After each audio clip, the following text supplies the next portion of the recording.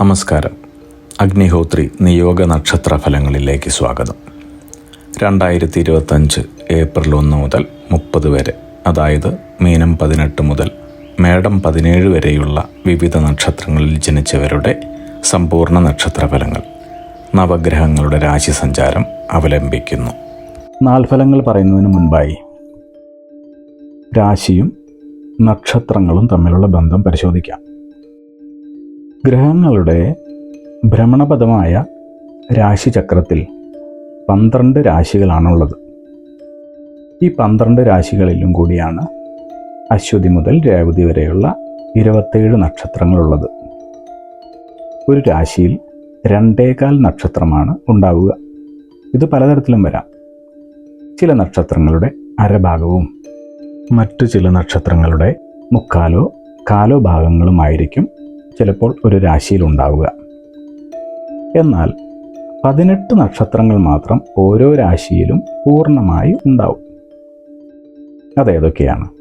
അശ്വതി, ഭരണി, രോഹിണി, തിരുവാതിര, പൂയം, ആയില്യം, മകം, പൂരം, അത്തം, ചോതി, അനിഴം, തൃക്കേട്ട, മൂലം, പൂരാടം, ഉത്രാടം, ചതയം, ഉത്രട്ടാതി, രേവതി എന്നീ നക്ഷത്രങ്ങളാണവ. ഉദാഹരണം പറഞ്ഞാൽ, ആദ്യത്തെ രാശിയായ മേടരാശിയിൽ അശ്വതി, ഭരണി എന്നിവയും കാർത്തികയുടെ കാൽഭാഗവുമാണ് ഉള്ളത്. അതുപോലെ അവസാനത്തെ രാശിയായ മീനത്തിൽ പൂരൊരുട്ടാതി കാലും കൂടാതെ ഉത്രട്ടാതിയും രേവതിയുമാണുള്ളത്. ചന്ദ്രൻ ഭൂമിയെ പ്രദക്ഷിണം വയ്ക്കുന്നതിനിടയിൽ ഓരോ രാശിയിലും സഞ്ചരിക്കുകയും ആ രാശിയിലുള്ള 2.25 നക്ഷത്രങ്ങളുമായി നല്ല ബന്ധം പുലർത്തുകയും ചെയ്യുന്നു. ഇതിനെയാണ് കൂറ് എന്ന് പറയുന്നത്. അങ്ങനെ 27 ദിവസങ്ങൾ കൊണ്ട് ചന്ദ്രൻ 12 രാശി പൂർത്തിയാക്കുന്നു. ഈ കാലയളവിനെയാണ് നക്ഷത്രമാസം എന്ന് പറയുന്നത്. ചുരുക്കി പറഞ്ഞാൽ, ചന്ദ്രൻ നിൽക്കുന്ന രാശിയെ ആണ് കൂറ് എന്ന് ജ്യോതിഷത്തിൽ പറഞ്ഞു വരുന്നത്. ഇപ്പോൾ നിങ്ങൾക്ക് മനസ്സിലായി കാണുമല്ലോ രാശി എന്താണ്, നക്ഷത്രങ്ങൾ എന്താണ്, രാശിയും ചന്ദ്രനും നക്ഷത്രങ്ങളും തമ്മിലുള്ള ബന്ധം എന്താണ്.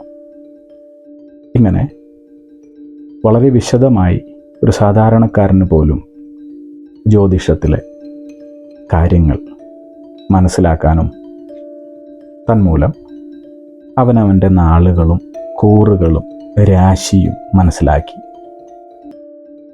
നമ്മുടെ ഭാവിയിൽ എന്താണ് നടക്കുക, എന്തൊക്കെ ചെയ്യാൻ പാടില്ല, എന്തൊക്കെ ചെയ്യാം, ഇതിനെക്കുറിച്ചൊക്കെ വളരെ വ്യക്തമായ ഒരു ധാരണ പുലർത്താൻ സാധിക്കും. ഇനി നമുക്ക് നക്ഷത്രഫലങ്ങളിലേക്ക് പോകാം.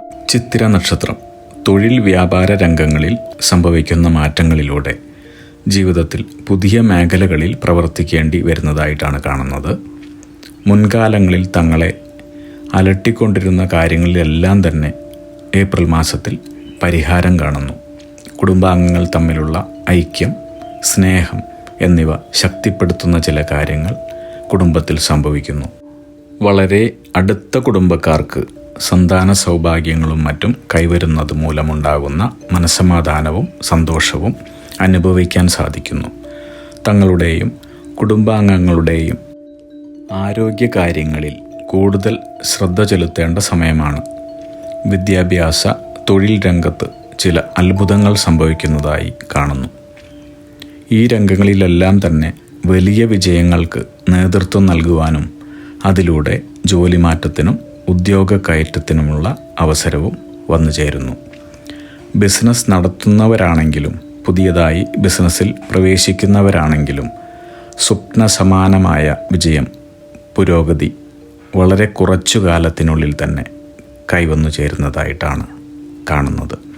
മാതാപിതാക്കൾക്കും സഹോദര സ്ഥാനത്തുമുള്ളവർക്കും വളരെ നല്ല ഈശ്വരാധീനം വന്നു ചേരുന്ന സമയമാണ്. തങ്ങളുടെ വിവാഹം, സന്താന ഭാഗ്യം, ജീവിത പങ്കാളിയോടൊത്തുള്ള സമാധാനപൂർണമായ ജീവിതം എന്നിവയ്ക്കെല്ലാം അവസരങ്ങൾ കൈവരുന്നതായിട്ടാണ് ഈ മാസം കാണുന്നത്. അഗ്നിഹോത്രി നിയോഗ പ്രവചനങ്ങളെക്കുറിച്ചും നിങ്ങളുടെ ജീവിത നിയോഗത്തെക്കുറിച്ചും അറിയുവാനായി ഞങ്ങളുടെ വെബ്സൈറ്റ് സന്ദർശിക്കൂ. യൂട്യൂബ് ചാനൽ കാണൂ, ലൈക്ക് ചെയ്യൂ, ഷെയർ ചെയ്യൂ, കമൻറ്റ് ചെയ്യൂ, സബ്സ്ക്രൈബ് ചെയ്യൂ. അഗ്നിഹോത്രി നിയോഗ പ്രവചനങ്ങൾ മനുഷ്യ നന്മയ്ക്ക്.